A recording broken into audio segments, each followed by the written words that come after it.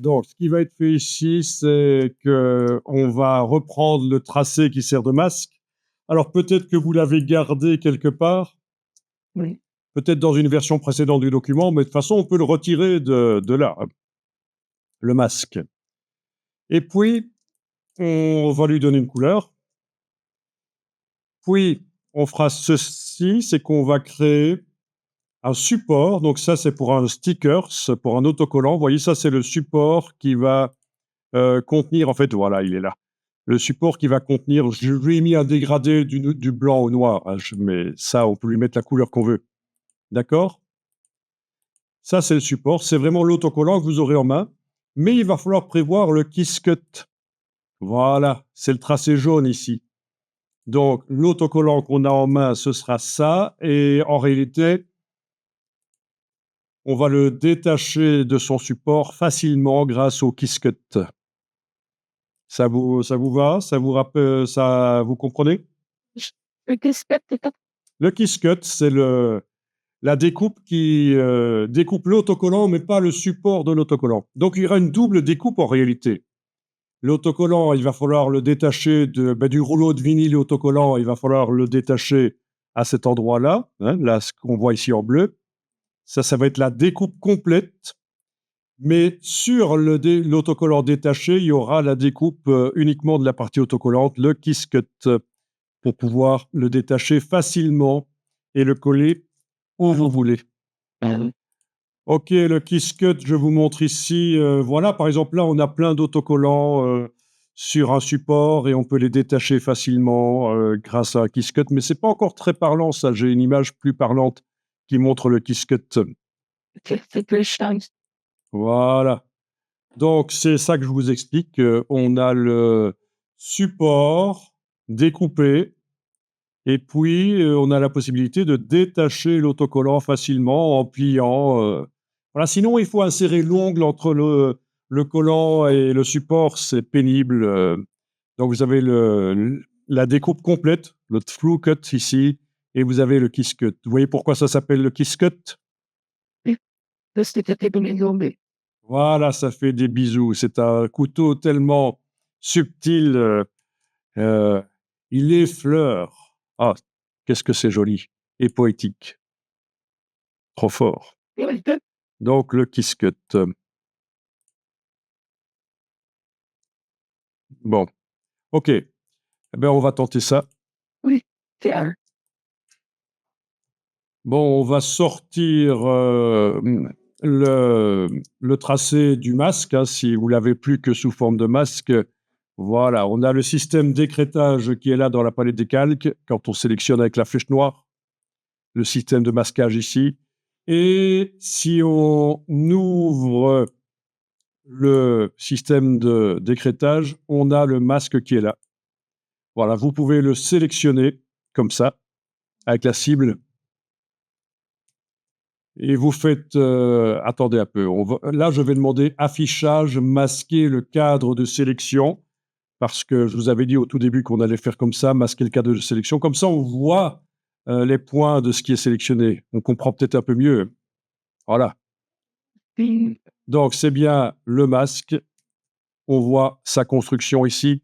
On va faire édition copier, donc un commande C évidemment, CTRL C. On va peut-être travailler dans un nouveau document, ce sera peut-être plus simple. Donc, impression lettre. Je ne démarre pas de mon template avec la main. Je pense qu'ici, ce sera bien. Et on fait édition coller. Voilà. Et ça s'est collé au centre de la fenêtre. Alors, éventuellement, avec l'outil plan de travail, je peux agrandir le plan de travail pour que le plan de travail corresponde à l'autocollant que je viens de coller. Voilà, donc je vais enregistrer ça sous le nom sticker avec Quick-Cut.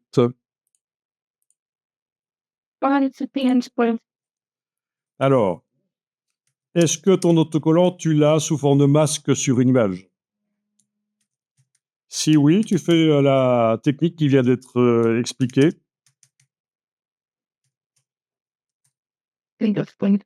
C'est-à-dire, dans la palette des calques, déployer le système de masque puis sélectionner le masque. Je vais remontrer. using Voilà.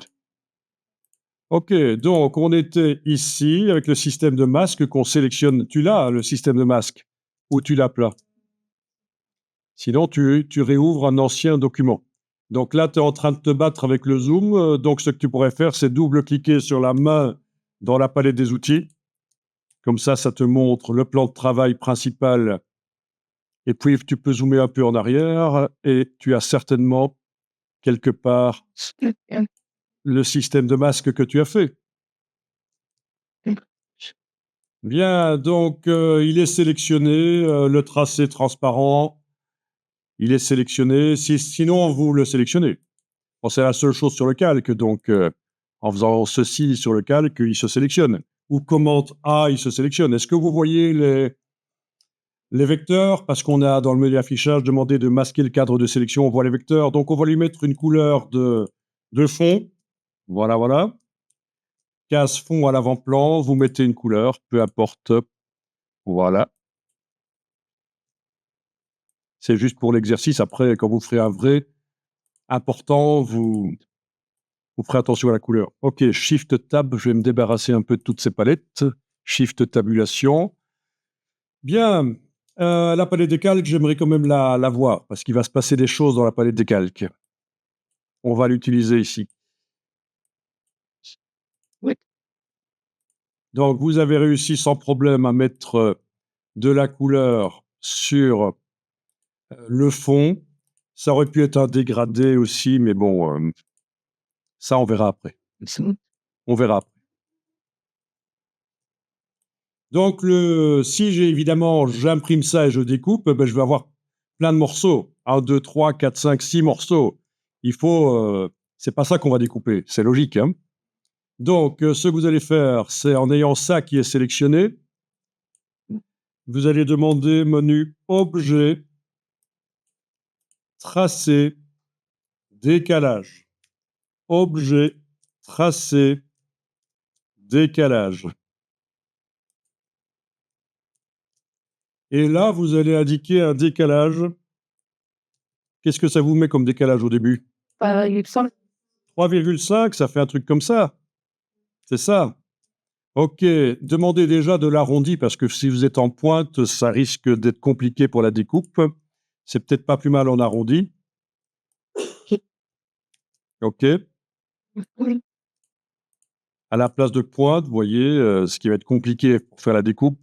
Parce qu'en fait, le couteau à découpe sur la machine va devoir tracer jusque-là, puis se relever, tourner, tracer jusque-là, puis se relever, tourner, tracer jusque-là. Alors que s'il est en arrondi, ben, il va continuer à découper, il va juste tourner pendant qu'il découpe. Là, il va devoir se relever, tourner, puis là, il va continuer en tournant en même temps. Vous voyez, donc ça peut aider ça. Alors, quelle est la valeur que vous voulez avoir? Quel est le bord que vous voulez avoir sur votre autocollant? C'est à vous de décider. Ne cliquez pas sur OK, en tout cas. Vous allez taper la valeur ici et touche tabulation sur le clavier. Voilà. Touche tabulation sur le clavier et vous regardez. Tiens, voilà l'épaisseur que je veux autour de mon autocollant, etc. Voilà. Il n'y a pas de slogan. Non, il n'y a pas de standard, c'est à l'œil. C'est à l'œil, il va falloir décider. OK. Bon. Vous notez bien ça. Vous notez bien ça, mais ne cliquez pas encore sur OK. Voilà. Par exemple, ici, moi, j'ai mis 6. Vous avez mis autre chose. Vous notez ce que vous avez mis. OK. Et en fait, vous allez mettre 3 mm en plus. Vous allez indiquer 9 si c'était 6, ou vous ajoutez 3 mm à la valeur que vous avez mise, en fait. Hein. Vous allez comprendre pourquoi. Vous cliquez sur OK. Voilà. Alors ça va être le support de mon autocollant. Je peux mettre dedans une autre couleur éventuellement, dans le nuancier. Ça va être la couleur qui aura derrière mes caractères, quoi. Voilà. On est d'accord?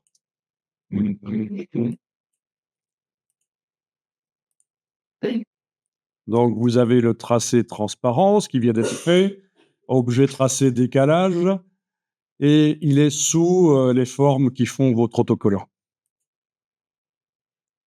Bien. Alors, vous sélectionnez ce tracé qui peut être le cut, en fait, mais on va voir, hein. Vous sélectionnez ce tracé et vous retournez dans Objet, tracé, décalage. Alors, vous vous souvenez que tout à l'heure, on avait mis 3 millimètres en plus que ce que vous vouliez. Ben ici, vous allez mettre moins 3 mm. Moins 3, voilà. OK. Et ça va être notre Kiss-Cut. Vous allez lui mettre aucune couleur de fond et vous allez lui mettre une couleur qui permet de le voir bien. Par exemple, là, je vais le mettre en jaune. Couleur de contour. Vous comprenez? C'est ça que nous voulions, mais on a fait du fond perdu, en fait. On a fait déborder l'encre au-delà et ce sera en réalité l'autocollant, sa limite, quand il sera découpé, ce sera ça, en fait. Voilà. On a fait un bord perdu de 3 millimètres. Est-ce que ça fonctionne? Pas de problème? Vous voulez que je répète la procédure? Je peux, hein. Je peux répéter la procédure, sinon ça va. Allez, je vais répéter parce que je vois que ça ne va pas trop. Clic, majuscule, clic, je vais supprimer ces deux choses-là. Je ne garde que mon dessin d'autocollant. Donc, avec la corbeille. Voilà. Donc, l'idée, c'était objet, tracé, décalage. Je fais un décalage de, par exemple, 6 en arrondi. Je vois, tiens, oui, ça, c'est le bord que je veux autour de mes caractères. Alors, il se trouve ici qu'ils sont d'une pièce et parfois, il y aura des trous. Il faudra...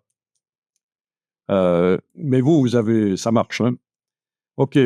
Donc, vous voulez 6 millimètres, mais vous allez ajouter 3 millimètres. Vous allez faire 9 à la place de 6, par exemple. Voilà. Touche tabulation pour valider. Voilà.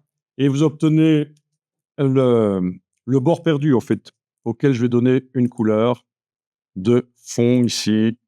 Voilà. Le côté, j'ai pas une micro.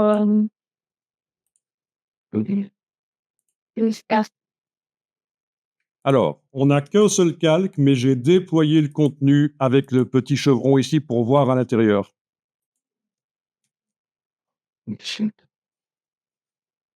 Et l'étape suivante, c'était en ayant ce bord perdu là sélectionné, de faire objet tracé décalage. Mais cette fois-ci, on fait moins 3 touche tabulation et on voit que ça va rentrer de 3 millimètres à l'intérieur. OK.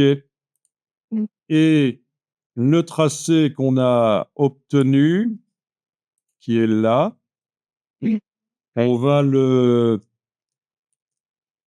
lui enlever son fond et lui mettre une couleur de contour. Ce sera notre Kiss-Cut.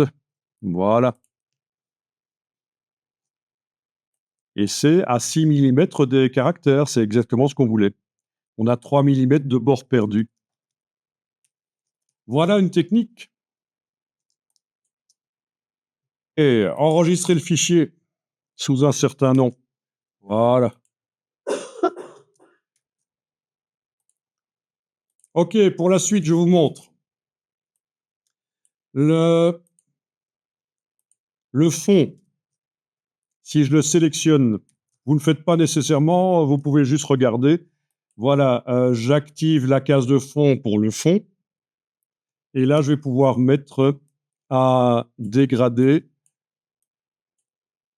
Il y en a 3 ici. 1, 2, 3, d'accord? Voilà. Mais alors, il y en a aussi dans le bas de la palette des outils.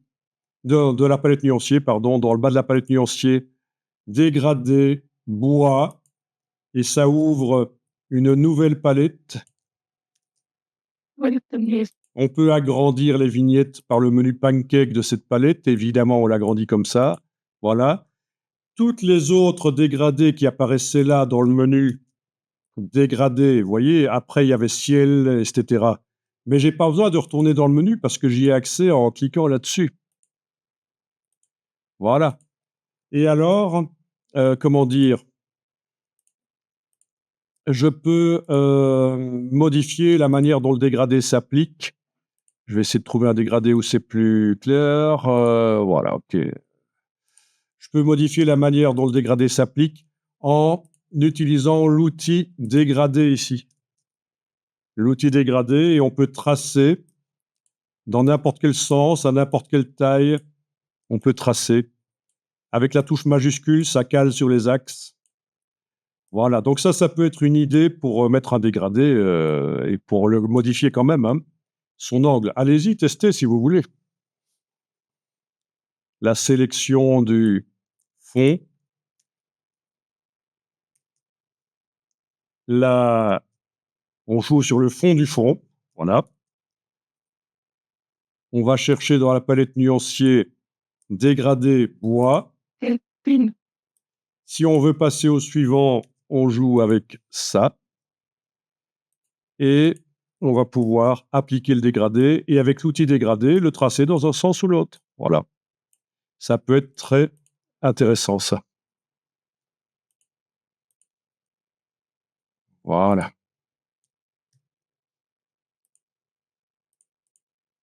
Donc, évidemment, je peux sélectionner le tracé transparent, travailler sur le fond et mettre également un dégradé, voire même un motif, voire même les deux. Tout est possible. Tout est possible. Les deux sont possibles. Mais si je voulais mettre des couleurs différentes sur chaque forme, c'est pas possible parce que c'est un seul objet, ça, c'est un tracé transparent. Parce que ça vient d'un masque. On avait fait un tracé transparent parce que c'était un seul objet qui devait servir à masquer une image. Mais là, on est coincé si on veut mettre des couleurs différentes sur les différents objets. Alors, une solution avec la flèche blanche plus, d'accord, qui sert à sélectionner des choses à l'intérieur d'un système. Flèche blanche plus. Si je clique dessus, ça sélectionne tout. Si je clique sur le bord, ça sélectionne, ça sélectionne seulement le caractère. D'accord? On voit, hein? C'est Donc, je vais faire édition, couper, édition, coller sur place. Et c'est un objet à part sur lequel je peux mettre ce que je veux comme dégradé ou comme motif ou quoi que ce soit. Donc, on l'a sorti de son tracé transparent et on l'a collé exactement au même endroit grâce à coller sur place. Je vais recommencer avec un autre. Là, ça marche pas si je clique avec la flèche blanche plus sur tout ça parce que ça sélectionne tout le tracé transparent. Je dois cliquer à côté, cliquer sur le bord. Là, c'est uniquement le Y qui est sélectionné. OK. Je fais un commande X qui correspond à édition coupée. Et puis je fais, là, il n'y a pas de raccourci. Enfin, je veux dire, il vaut mieux utiliser, s'il y a un raccourci, mais il vaut mieux aller dans le menu édition. C'est édition collée sur place. Et il est sorti du système de tracé transparent et je peux lui mettre ce que je veux comme dégradé avec l'outil dégradé, tracé dans un sens ou l'autre. Ce sera la même chose pour l'autre là. c'est des dégradés que je comprends. C'est l'outil dégradé là, il ne faut pas le confondre évidemment avec le rectangle. Voilà, voilà. C'est pas mal ça. Not bad. C'est même good. Ok, pourquoi est-ce que j'arrive pas à mettre ce dégradé dessus maintenant? Qu'est-ce qui me fait?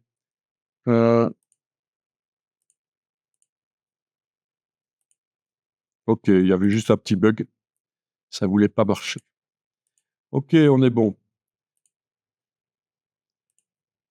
Bon, ça peut être pas mal, ça. Ça peut être pas mal. Après, il y a des contours qu'on peut mettre, il y a de l'ombre qu'on peut mettre, mais ça, c'est encore une autre histoire. On va s'arrêter là pour aujourd'hui, hein. Voilà. Voilà, voilà.